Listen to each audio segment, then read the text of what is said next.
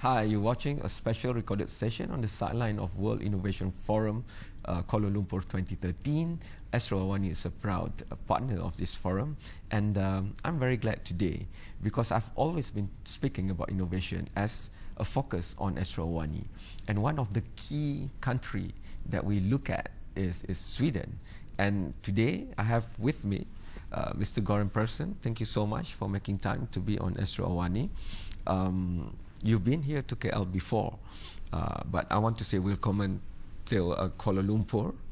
But jag blir nervös när ska tala svenska. I get nervous when I think I've jumbled that up, but something like that. I get nervous if I speak Swedish, so I want to go in English and say that you've given a very inspiring address at the World Innovation Forum 2013. I was seated among some young generation of Malaysia, and they were looking at you and like looking up and seeing that you are talking about their future. And one of the key phrases from your speech was, you know, we cannot let the next generation inherit a worse of earth than what we in our generation has inherited from our forefathers. So before I go to climate change and everything else, the main contention when we speak about technology for the future is cost. And one of the main contention for that is, I can't do that yet because I've got to wait until I get enough resources. Then I'll go to that clean technology and investment. But in the 90s, if we go back all the way to Europe and Northern Europe in Sweden, you took power and it was not an easy time. Unemployment was high, there was budget deficit, and right now in Malaysia, the budget deficit is a very, very interesting topic, 3.5 to 4% of GDP, but you touch double-digit figures in Sweden. So you studied sociology, but you were finance minister before you became prime minister. So how do you look at this argument that say, it is a cost center for us to focus on clean technology for the future? It will take up a lot of our resources, hence we cannot do a transformation. We must do it incrementally. But Sweden is great proof that if you have political will and you have strategies, innovation, clean technology, for example, dependency, winning off fossil fuel is doable, and it's doable at not the cost of the country, but giving back to the nation and its people, not only jobs, but competitiveness. I haven't seen a single index of quality of life or innovation where Sweden is not in the top 3. So can you please share with us the secret of the policies where you put your foot down and say, this is what we're going to do and we're going to achieve it in the 90s? You see, I used to say, the difficult thing is not to realize what to do. The difficult thing is to do it. You have a lot of politicians around the world who realize what they need to do, but they don't do it. And then you have some politicians who do a lot, but they don't realize why they are doing it. So don't end up in the analysis phase too long. Because when it is about the economy and environment, it's quite easy to see what you have to do. The economy create a balanced situation. Then it is two things you can do. You can reduce your expenditures, or you can increase your revenues, or both. Then do it. Do it. If you wait too long, you will end up in a very troublesome situation. About the environment, I regard it as a driving force for modernization. It's not the stop for modernization. It's not a vision of an old-fashioned society. No, it is a very modern society based on the latest technology, where we get more out of less, based on the idea that the sun itself can provide us more directly with the energy we use. We don't need to dig up from the earth coal or oil that destroys the atmosphere. No, go direct to the sun. And if you have such a quite easy vision. It's also easy to communicate. And then you have to do something to deliver, because if you can't deliver, people will say it's just talk. He's just a windbag. It's nothing in it. So start delivering. And for me it was very important to have a broad program where I involved people on the local level, modernizing their societies about public transportation, district heating, and so on. So using the latest and best technologies now, not waiting for the next generation, because if you do so, you might be too late. How do you deal with the pain of now when you do that? Because if you go for automation, for example, you will be taking jobs by doing it more efficiently, using less people. So there will be people off the previous jobs that they were doing. At the same time, you want to take more of the national resources and focus on R&D, because without R&D, you can't get new technology and creativity moving on. But if you do that, then you have to cut off wastages or even slim down welfare that you have given before to the people. So this will create discontent, and you had to weather this from 96 to maybe 2000 at the start of the millennium. How did you face up to this opposition from the community and from political opposition? Being visible and telling everyone about the project, the program, arguing, standing there and saying, I am responsible for this. I am prepared to leave if it doesn't work, but believe me, if we don't do it, it will be even worse. And you have a couple of years where they will give you the chance. If you fail, you're out. And you must be prepared to put your job at stake when you lead a nation or a big company or something else. Otherwise, you will end up in a situation where you can't go for change. So you can't do it in the short term of one-term political cycle, election cycle. It's very difficult. If you are lucky, you will see some signs of result. For me, it took 8 years before I could harvest in an election what I had done. Nowadays, everyone tells it was the right thing to do, and everyone regard themselves as a part of the project. At that time, I was completely alone, I can assure you. I can imagine. So it is, yes. So let's discuss the wisdom of Mr. Goran Persson after this short break.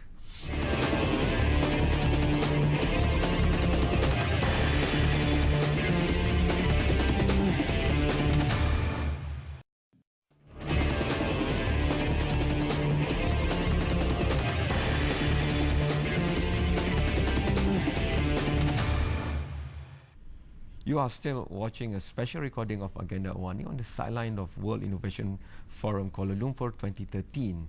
If you have known all along of Silicon Valley in America, you might have to also know that that's the mobile valley of the world, and that's in the Scandinavian countries. Because of Nokia, because of Ericsson, for example. But of course now there's a lot of challenge coming from Apple, Samsung and all that. But there's still this great technological leap in the late and mid-90s about telephony, especially mobile. And from Sweden, we know there was Ericsson. So how do you move the public-private partnership on that front to go and invest on that, make way and facilitate for that to happen? At the same time, you make the communities there in Sweden wanting to embrace and be connected and be wired, for example, with broadband, so that Sweden become one of the most connected community of the world. Yes, and you must also remember that Sweden is a sparsely populated country, and it's not easy to do that, to cover a country with a broadband. When you have our conditions, but we decided to do it, and it wasn't possible to do it without the firm support from ordinary people, because that was the future users. So we started with the school system, of course, giving every school system full connection and also computers. But then we also said, if you want to go for this also in your home, the cost for that is deductible and from the tax, so we take it. if you do it. And we gave them a couple of years. It was a tremendous success. Everyone connected. Economic incentives works if they are right, so to say, and this was right. So having a very advanced industry, Ericsson, with in the forefront of the new technology, and also having a population that were all eager to have the new equipment and prepared via the internet, via the broadband in their own homes, we had a flying start. The highest penetration in the world, and still high, of course. Yes. Others have catched up, but it gave us a new generation that started early with information technology. And at that time, I couldn't believe all commercial applications in connection with information technology. They have just started to emerge. And there we also are in the forefront because we started early. It's very important. I can testify to that because I've been there at the beginning in the mid-90s. Then when I went again 10 years after that and 14 years after that, you can see the difference in the entrepreneurs and technopreneurs, because the moment they are connected, they get access to the world.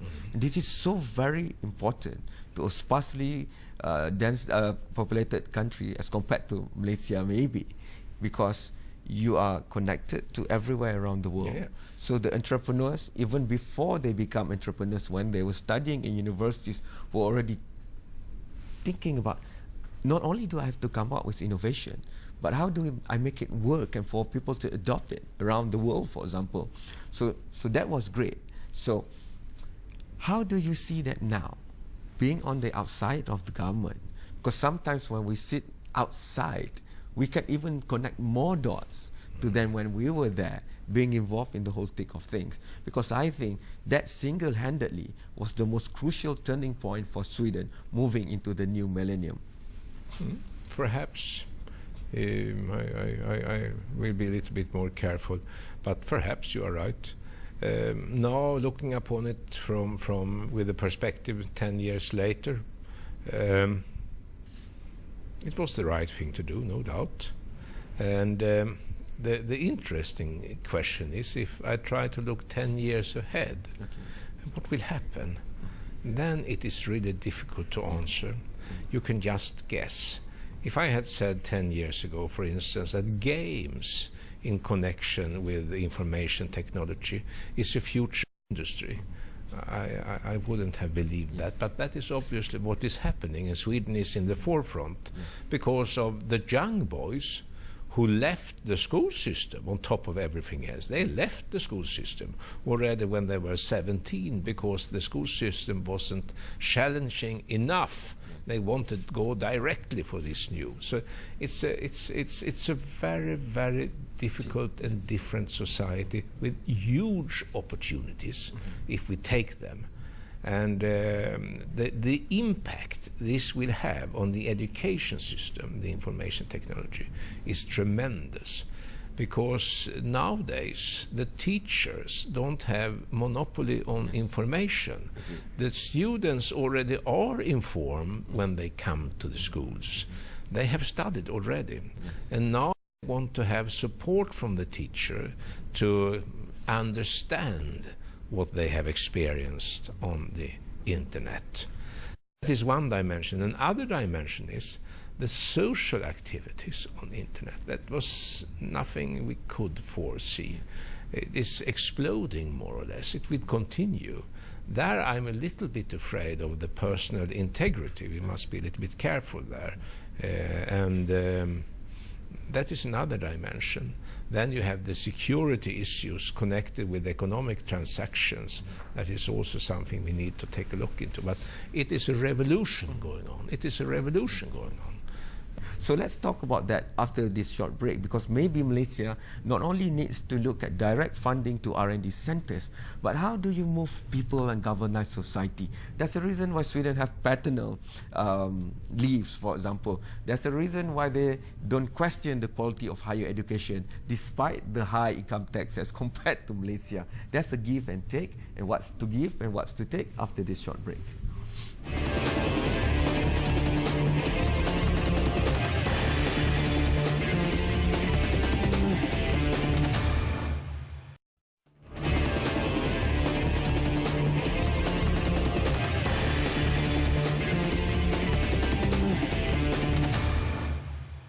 There's never enough time with great people. So I only have a few minutes left with Mr. Göran Persson, the former Prime Minister of Sweden. So I would like to go to the fact that sometimes people look at innovation and creativity too much in a box. It's like high-tech lab here, high-tech institution here. But to galvanize whole society like what have been done in Sweden is a key success. You can separate creativity from allowing the family unit to thrive. And if that means that it's not just the mother all the time having to make sacrifices, but sharing of workload between the father and the mother to look after the child. And from then on, how do you give the best innovative and creative ecosystem for the child to learn? I remember going to a museum just outskirts of Stockholm about electron and electricity, from the very smallest of particles of proton and neutron to the latest application of electricity. And then I met a group of students and said, "What are you doing here?" I asked them, because I know that it's not holiday yet. I said, "This is how we learn. We come here to know about electron and electricity, for example." So ecosystem, society, and facilitating all that must be the accountability of the political leadership, for they must have the political will to give us, the people, that kind of ecosystem for creativity and innovation to thrive. Do you agree? I fully agree, sir. And I must say there is an important threshold to pass, and that is to realize that innovation is a part of daily life. Okay. It is nothing that is separated. And it is not only something that is connected with the universities and the academic institutions. Of course it is, in some respect. Yes. But if you can have everyone in the workforce asking themselves, can we do this better? Can we do this cheaper? Can we get more out of less? And then constantly encourage them to improve. That is also innovation and innovative society. It is a tremendous risk looking upon this as a special section inside the academic world. If you do so, you will be a loser. Yes. But you need the academic world as a partner. Yes. But it is not about the academic world. Agreed. That is the core, so to say. Life sciences is a big focus for Sweden going forward, and even now. I had the honor of being at Karolinska Institute when they were presenting this new renewal, rejuvenation of a part of Stockholm, where they will combine the new life sciences R&D and center with the new part of growing Stockholm. So, and you touch on life sciences, because the world is faced in a lot of areas with aging society, for example, and that means a lot if you can increase the quality of life. Top people from Germany has been telling me that they have increased the pension age to 65, and you can work until 65 because they are able now with the life sciences technology that they have. So how do you look at life sciences? Because for developing nation, that's a bit more of a challenge. We have fewer resources to dedicate to that.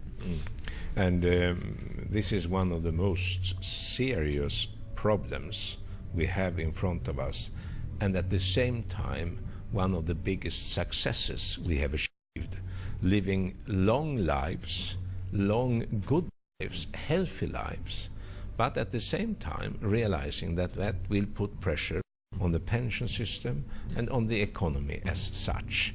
How to avoid that? How to encourage a 67-year-old girl to continue to work 3 years extra? How to design a pension system that gives her an incentive to do so? How to underpin a 65-year-old boy when he wants to stay in his workplace for 5, 6, 7 more years, but just in part-time. How to do that? That is something we focus on. Yeah. And at the same time we realize one thing, and that is people, countries who who are becoming older, graying, and that is not seldom countries that are rich, have a problem with domestic consumption. Because the 66-year-old boy or girl, they don't consume so much. They have what they already have invested in. It is the 6-year-old that is the driving force in the economy. So you need to have children, both for the practical connection to the future, but also as a driving force for domestic demand. And that is a problem we have not yet solved in any country, and that is ahead of us. And if you look upon the globe, you can see the north part of the globe is graying, becoming older and older, and the south part, where they are picking up in the economy, they are also joining the club of older and older populations. It's a problem. It demands new research and development. It is a future, of course, a future business as well, and a future field for intelligent researchers and scientists. Therefore, we are focusing on this sector. So before I end, so wouldn't it be just perfect, almost, if the younger, energetic, boisterous forces of thinking and consumption of Asia partners with the more mature, steady, forward-looking technology and thinkers? For example, if the right people in Sweden is put together with the right people of Malaysia, we can look at specific sector. I wish that had happened with Ericsson on mobility, and with how our people here. I know of a kid since 15-year-old that's now a millionaire because he has just been focusing on new technologies, for example. So Ericsson might have had the back, if the user interface and creativity from here. So we going forward, which one particular area do you think we must really make it happen between Sweden and Malaysia for the future? I think we could try to focus together on the most important part of climate change, and that is renewable energy production. Right. How to do that, how to make it commercially successful, and how to make it happen now, because we both need it. And if we can contribute to a solution on this to task, we also contribute to the future and to our children. And there is no more important task. And can do it together in Malaysia. So Not maybe bad. that will stop the discussion of us supporting the technology of nuclear technology, because you have gone and win off Sweden from nuclear technology. I must say the nuclear technology belongs to yesterday. It's not the future. Some countries with a tremendous problem with their energy supply might need it as a bridge. But for those who want to go for the future system, it is not the nuclear production of electricity. No. It is a small-scale production with a very intelligent distribution grid. Those who can create that based on small producers, they will also create a system that is environmentally friendly and also not so easy to destroy or disturb, as we could see in Japan a couple of years ago, the terrible tsunami who swept away the whole nuclear plant. No, that's not the future. You have a bright, positive outlook for this country, looking at the bright sun, I believe, because renewable, you have done it through policy in Sweden. More than 50% of energy consumption is not from fossil fuel, but from renewable biomass energy, for example. So we thank you a lot for giving us that wisdom. That will be a debate for us to decide for our own country. But I think that invitation from Mr. Persson for us to look at renewable energy and sustainability as partnership between Sweden and Malaysia should be a key enabler for us for the future. Thank you so much for making time to be on the show. Thanks to you for watching. Thanks to World Innovation Forum Kuala Lumpur 2013 for this discussion to happen. And I'll see you in another episode very, very soon. Goodbye. Thank you so much.